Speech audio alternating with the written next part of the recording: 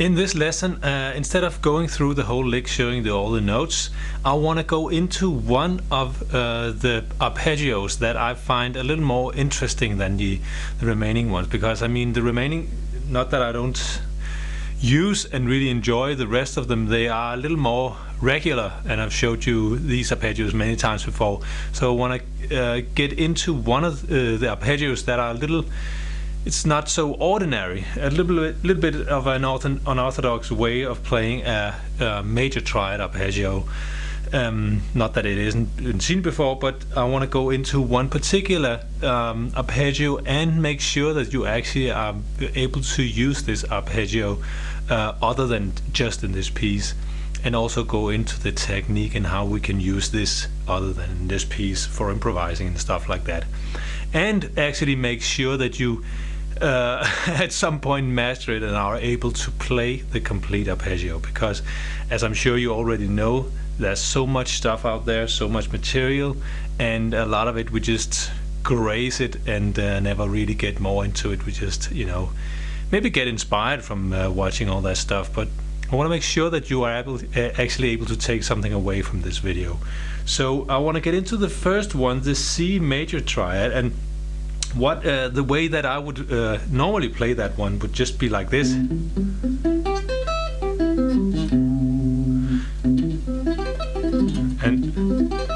And there's one specific fingering for that. But the one that I'm playing goes like this. So not only do we get one extra note, but we also get kind of a different sound. We get that slide in there, and that is that requires a specific fingering to be able to do that, and also really drilling this material in the right way with a metronome. And I think the metronome is really a good idea for this lesson, because you normally, I think in this kind of technique, once you add a new technique like a slide, like a hammer-on or something like that, it often throws a little bit the rhythm, and we don't want that. So the metronome is actually a nice tool to help us stay in the same rhythmical grouping. So let's say that we're playing 6 tuplets. You know, you get 6 notes within one beat, 1/4 beat, like this: 1 2 3 4 5 6, 1 2 3 4 5 6, 1 2 3 4 5 6, 1 2 3 4 5 6, 1, like that. We want to play that rhythm. But let me go into all the details of the technique from the top here. I start on the 8th fret with my index finger on the low E string, and I actually play an up and then a downstroke afterwards. In many cases I would pretty much just play a downstroke and then do a hammer on the next note, because we stay on the same string, in this case the low E string. But in this case I start with an upstroke. For some reason it's a little bit easier to make sure that we get all the notes and we don't rush through the technique with a pick and then thus missing some of the notes, which is a typical issue with sweep picking, as I'm sure you already know if you've been working with sweep picking before. So anyway, I start with an upstroke here, and then I go into a downstroke like this.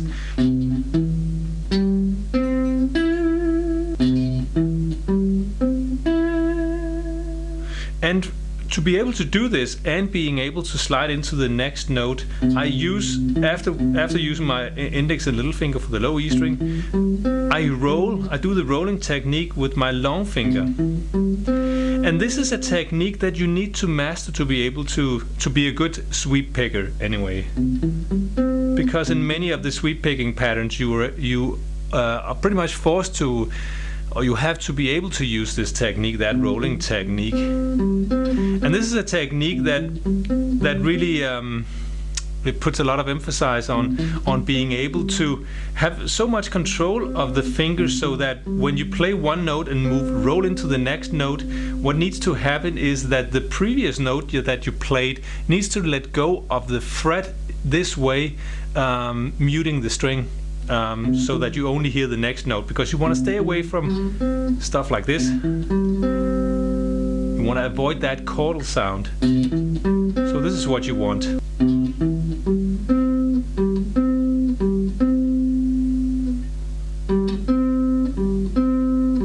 The next thing that happens is I move into the G string with my index finger, and this is where the fun starts, because here immediately after going into the G string with my index finger, I slide into the 12th fret from the 9th. So I'm rolling over with the long finger over the 10th fret, and then going into the G string with my index finger, sliding up to the 12th fret.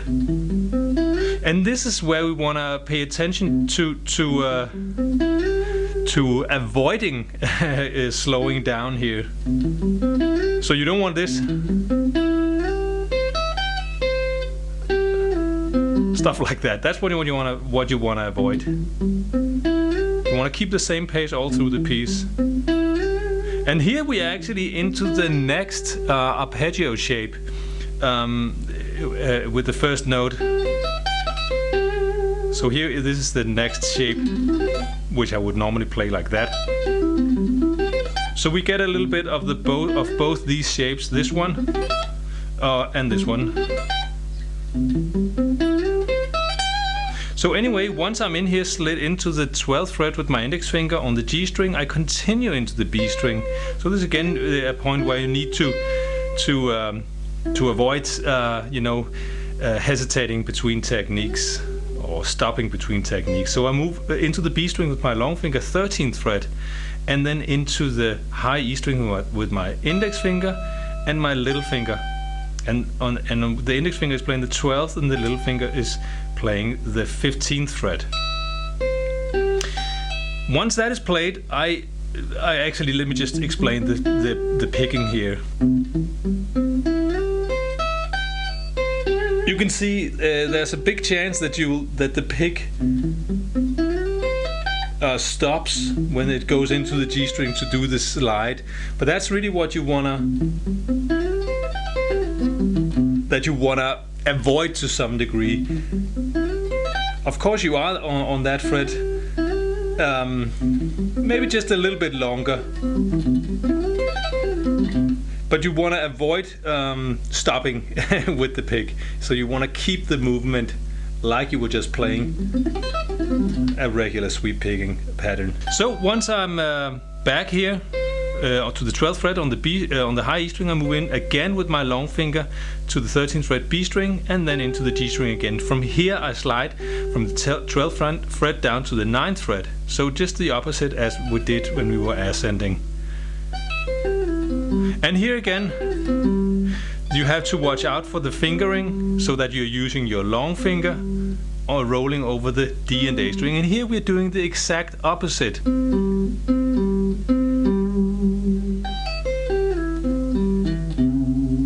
And then ending it down on the low E string with the little finger on the 12th and the index finger on the 8th. So what you want to do is, before you even attempt to add the tapping, you wanna, and also before you add the metronome, you wanna practice this and just getting the technique down, making sure that you don't play any wrong notes, making sure that you get all the notes and you play the same fingering each and every time. That's really one of the very important elements of this one, is that you make sure that you play it the same way every time. Once you are able to go through the arpeggio, and this is sort of the stage where you're just sitting down with the guitar and just keeping all focus on the exact fingering, the picking and stuff like that, and that can be a very when you get the notes down, it can be a very relaxed element to play it like this. The next element is where I would add the metronome. Now what you could do here is you could start practicing it as eighth notes or something like that, just to make sure that you're able to play every note equally long. That would be something like this. Now I'm playing really slow. Or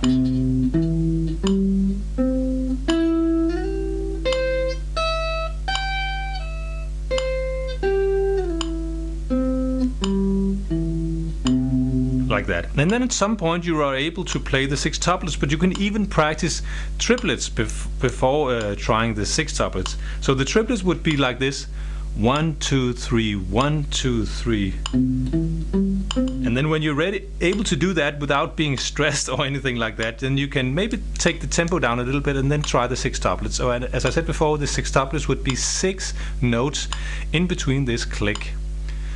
which would then be a quarter note. 1, 2, 3, 4, 5, 6. 1, 2, 3, 4, 5, 6. 1, 2, 3, 4, 5, 6.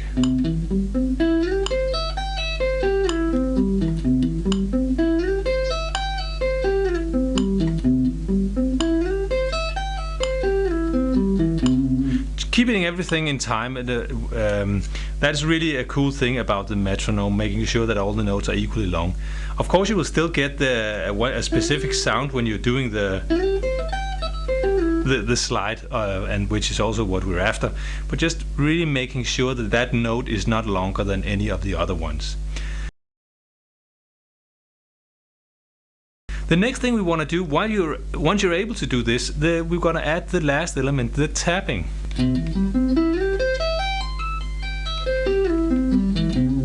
So this is the last element where we are adding the tapping to this one. So now you know at this point you should be able to play the whole thing even to a metronome. So the only thing we do is actually, once we get into the well, let's call it the final part of this arpeggio, is once we play the second inversion here of the arpeggio. In this case, we are not going to use the pick for the 15th fret. We are just going to use the pick for the 12th fret here with the index finger, because then I hammer on, and in this time where I do the hammer on, I sort of do a little transition with my picking hand, because now we're going to tap with 2 fingers.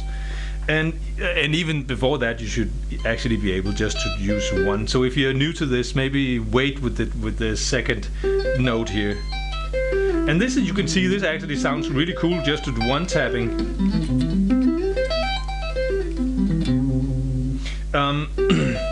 Then you can just tap with the long finger. I like for this technique to keep the pick between the thumb and the index finger, and then use the long finger for tapping. And as a little drill here, you could just play the final 3 strings of the arpeggio and then add the tapping. And then finally add the first note. And then if you have never been tapping with more than 1 finger, then I think it would be a very beneficial for you if you just played these last 3 notes and then practiced tapping with 2 fingers. I like to use the little finger for the last one, because it's actually a relatively big, not a big stretch in this far up the fretboard, but it's a big interval. So for this interval, I would use my long and little finger.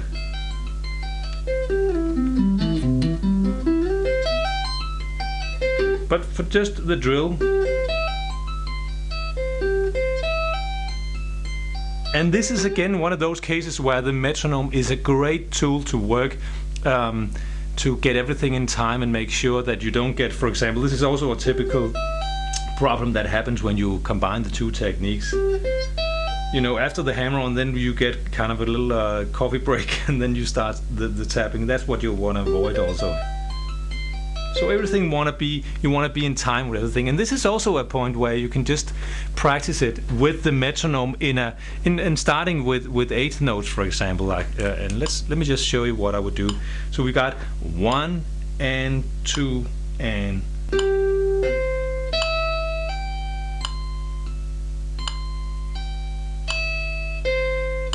It's really slow.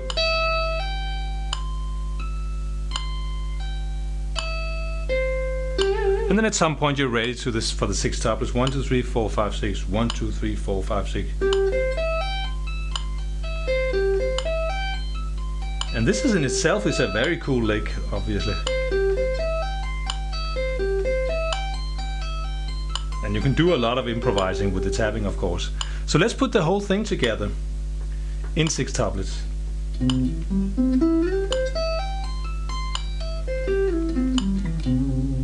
So that's the complete lick. Now this section, I just want to talk about how you can use this lick in an improvisation situation, or in any other situation than just for this piece. This is obviously just a triad, a major triad, and we have 3 sorry about that, I can't count. 3 major steps in the major minor scale, also called the church modes, and that which is the 1st, 4th, and 5th step. So this means that if you're hopefully feel pretty much at home in these 7 steps, preferably in my case, in my taste anyway, the 3-note string patterns, you will be able to play this lick from the 1st, 4th, and 5th step. So in this case we're in C, and this would be the 1st step. So, and that means that if I'm improvising in any kind of in any key, whichever place I am on the fretboard. Of course, this you can see from the C, we are using all the fret for all of the fretboard, so we cannot take it up to the E, for example. If we want to do that, we have to skip some of the notes. If we're in the key of E, for example, I just have to cut away one of the notes. And you can also see I like to improvise a little bit with, do a few hammer-ons, do a little extra taps and something like that to make it sound a little interesting. So the drill that I want you to do is to play this lick from the 1st note on the fretboard and then on until you can't play more than, for example, up to the 12th fret. So you just go chromatically through the whole neck playing this lick, because this is so weird, but once you know a lick, one spot on the fretboard, for some reason it's almost like starting over when you move it to another key. So I really recommend that you practice playing the lick in more than one spot, because this means that when you're improvising using the scale patterns, then once you're into one of these major patterns like the 1st, 4th, and 5th, then once you're on the low E string, you can go into this lick without any problems and not being stuck in the key of C, for example, like that. So let me just give you an example of what I mean here if you want to practice it in a chromatic way, which really would improve your improvisation skills.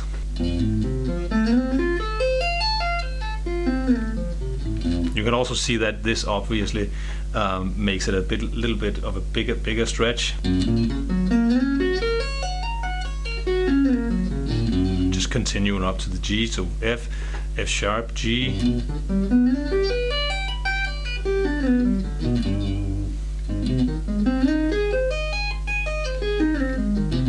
The cool thing is about it here is that if you can't just have an idea of the overview of the fretboard, then you know that the key that you're playing it in, the 1st tapped note would be the same note. So in the case of C, I will also start with tapping the C and then the E. So I'm Niels Vejløt, and please remember to click the link under the video to go to the blog where the tablature is, and subscribe to the channel, and give me a comment if you have any questions or something like that. And other than that, I'll see you in the next lesson.